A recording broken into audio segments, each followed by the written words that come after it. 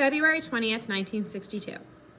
February 20th, 1962 dawned bright and clear, and 135 million people tuned in to watch the launch unfold on live television. Katherine Johnson sat in the office, breathlessly watching the news coverage. At 9:47 a.m. Eastern Standard Time, the Atlas rocket boosted Friendship 7 into orbit. Ground control cleared John Glenn for 7 orbits around Earth. During the first orbit, the capsule's automatic control system began to act up, causing the capsule to pull back and forth like a badly aligned car. Glenn smoothed it out by switching the system to manual and acting as if he were flying a plane. At the end of the second orbit, a warning light indicated that the heat shield was loose. A heat shield is the outer covering on a spacecraft that protects it from extreme heat when the craft re-enters Earth's atmosphere.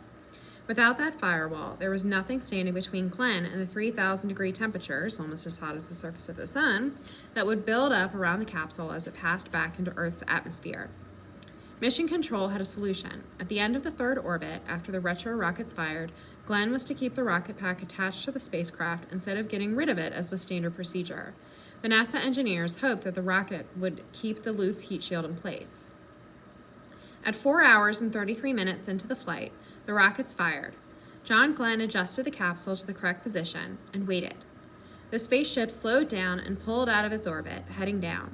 At that point, the most dangerous part of the re-entry, the signals flickered, then went silent. There was no signal from Friendship 7. The engineers tried to figure out what had gone wrong, but there was nothing Mission Control could do. Silence. 1 minute passed, then 2, 3. Everyone feared the worst, that the heat shield had failed and the spacecraft had been burned. The team struggled to reconnect with the spacecraft. 10 minutes passed, 11, 12, 13. 14 minutes after the signal silenced, John Glenn's voice returned. He was alive. The spaceship continued its descent with the computer predicting a perfect landing. When Friendship 7 splashed down, it was off target by just 40 miles, and that minor error was only because the estimated weight of the capsule during re-entry included the added weight of the rocket that had remained in place. The computers, both electronic and human, had worked flawlessly. 21 minutes after landing, astronaut John Glenn was safely out of the water. John Glenn was a hero. He had an audience with the president, a ticker tape parade in New York, and, from Maine to Moscow, large newspaper headlines cheering him. The African-American press cheered him. "All of us are happy to call him our ace of space," wrote an African-American columnist in the Pittsburgh Courier. Nowhere was the hero's welcome as warm as in Hampton Roads, Virginia. 30,000 local residents turned out in mid-March to celebrate the man they consider their hometown hero. Glenn rode in the lead vehicle of a 50-car parade that included the Mercury astronauts and their families. The 22-mile route went through Hampton and Newport News. The parade ended at a stadium where Glenn stood behind a podium with a sign reading Spacetown, USA. The city of Hampton changed its official seal to depict a crab holding a Mercury capsule in its claw.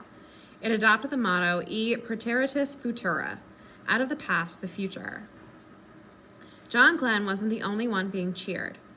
Word of Katherine Johnson's role in the mission made the rounds in the African-American community. On March 10, 1962, a photograph of Katherine Johnson was featured on the front page of the Pittsburgh Courier. The caption read, "Her name, in case you haven't already guessed it, is Katherine Johnson, mother, wife, career woman." The article recounted Katherine's contributions to the work that sent Glenn's rocket through the sky. Johnson attended the Hampton parade, allowing herself just a moment of pride at having been part of such an accomplishment. She didn't stay too long. She wanted to recognize the hard work and success of the team, but there was nothing more exhilarating for her than getting back to work on the next assignment.